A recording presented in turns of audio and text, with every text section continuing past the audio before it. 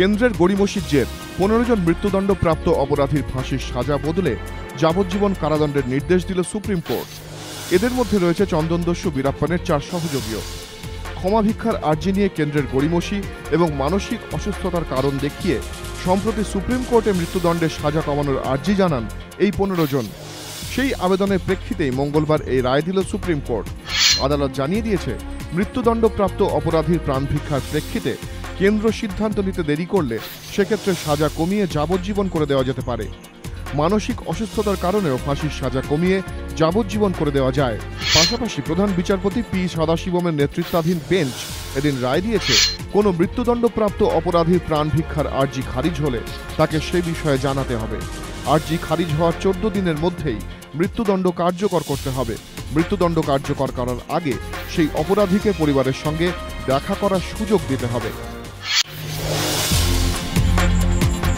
পাহাড় নিয়ে মুখ্যমন্ত্রীর নয়া পদক্ষেপ। লেপচা উন্নয়ন পর্ষদের পর এবার তামাং উন্নয়ন পর্ষদ গঠনের ঘোষণা করলেন মমতা বন্দ্যোপাধ্যায়।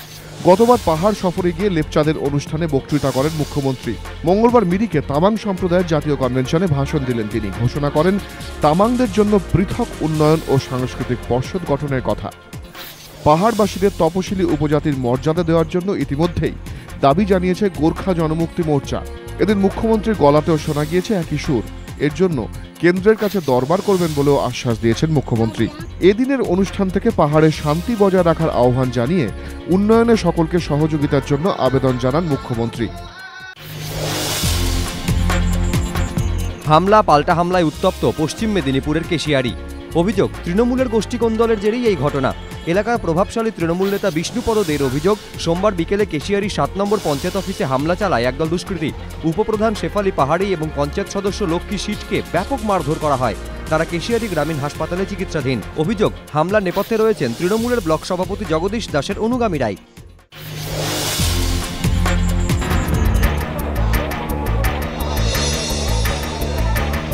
ছাত্র ভোট ঘিরে অশান্তির বিরাম নেই। মনোনয়ন পর্বকে কেন্দ্র করে মঙ্গলবারও অশান্ত জেলার একাধিক কলেজ।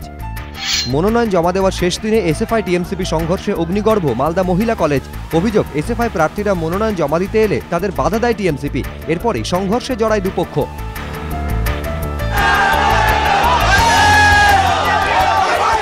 পরিস্থিতি নিয়ন্ত্রণে আনতে পুলিশকে হিমশিম খেতে হয়। সংঘর্ষে আহত 8। পুলিশি নিষ্ক্রিয়তার অভিযোগে দীর্ঘক্ষণ 34 নম্বর জাতীয় সড়ক অবরোধ করে এসএফআই।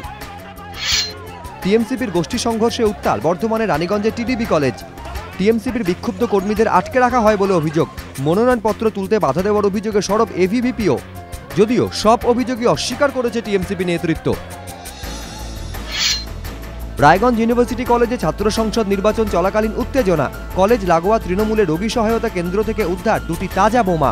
কংগ্রেসের অভিযোগ, সন্ত্রাস সৃষ্টির উদ্দেশ্যেই বোমা রাখা হয়।